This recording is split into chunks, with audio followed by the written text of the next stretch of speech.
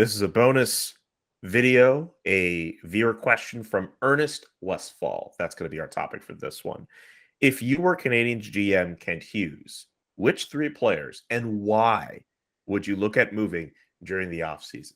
Oof, there's a reason why we are not paid to be GMs. Rick, what do you think?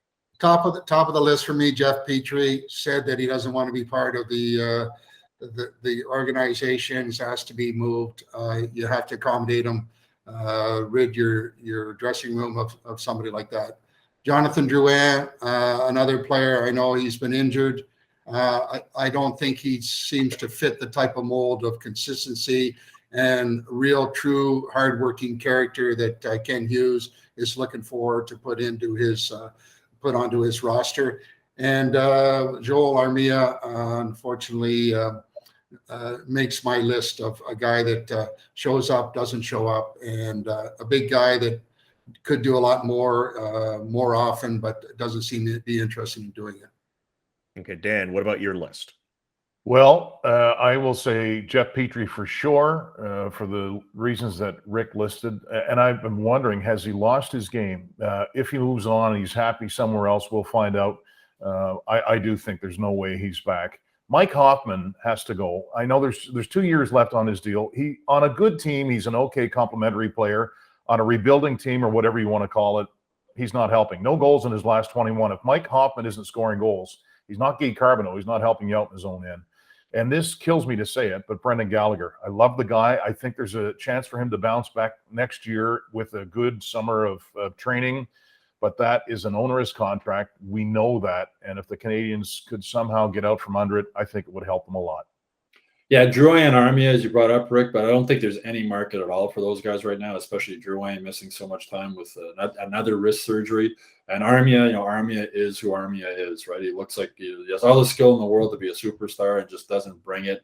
I think that contract's going to make him untradeable.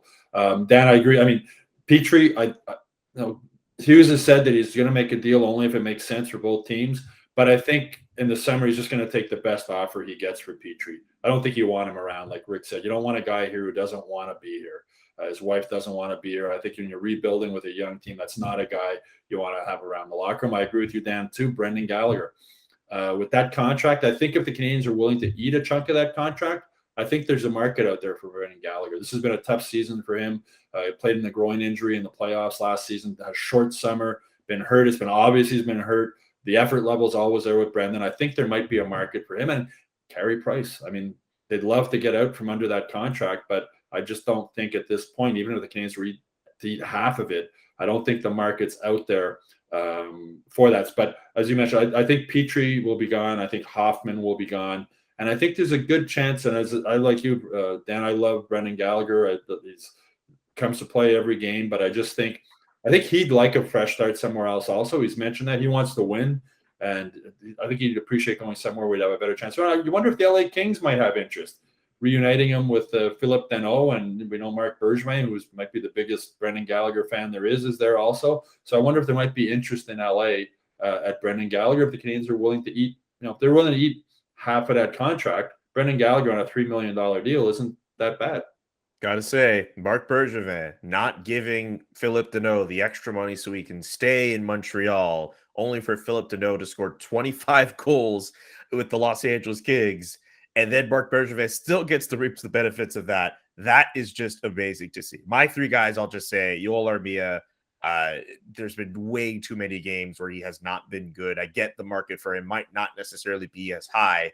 He has looked good in spurts in the last few games, but when he's not on the score sheet at all, I mean, his contributions on the other end of the ice are only so large. Mike Hoffman, a bit of the same deal here. When he's not scoring goals, he's not doing all that much. And yeah, I guess you kind of have to put Jeff Petry, who might get the best return out of all three of those players. But you asked who we would move as GMs and not necessarily what would make the most sense. So those are my three picks.